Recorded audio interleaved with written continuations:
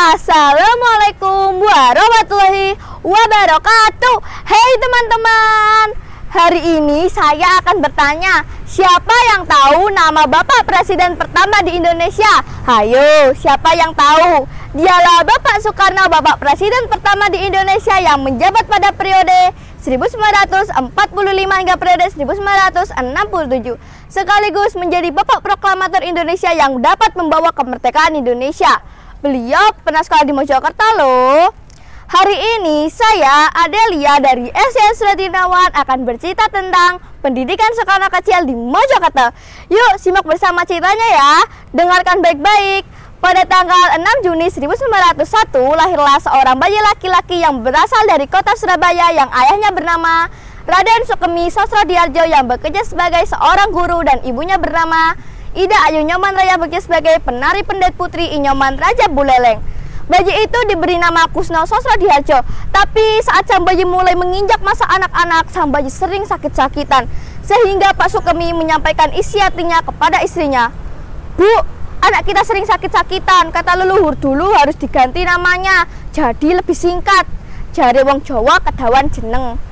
Iya Pak, kita ganti namanya saja jadi lebih singkat tapi memiliki arti yang bagus.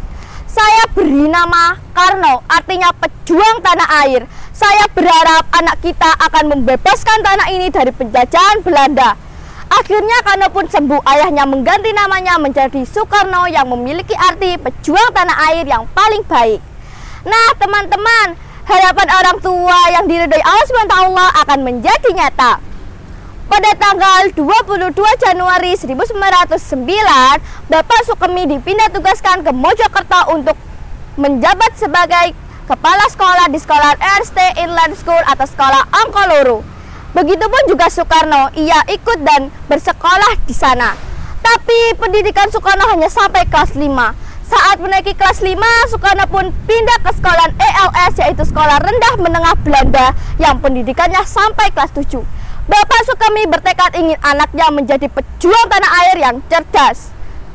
Akhirnya usaha Pak Sukemi tidak sia-sia. Soekarno diterima di sekolah ELS yang pendidikannya sampai kelas 7.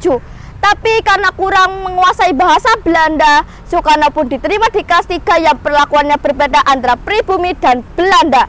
Beberapa anak Belanda tidak suka Soekarno masuk ke perkumpulan sepak bola mereka.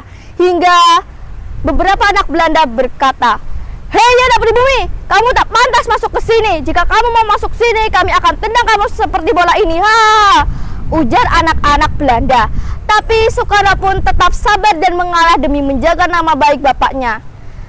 Hingga dia bergumam dalam hati kecilnya, "Saat ini saya merasa terhina. Pengalaman yang tidak akan terulang suatu saat akan saya usir kalian dari tanah ini."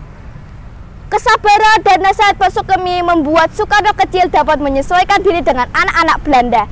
Hingga akhirnya Soekarno pun lulus di sekolah ELS pada tahun 1916. Nah teman-teman, meskipun kemiskinan yang dialami Soekarno tidak membuat Soekarno patah semangat dalam melanjutkan pendidikan. Tetap yakin Tuhan Yang Maha Esa akan menuntut jalannya.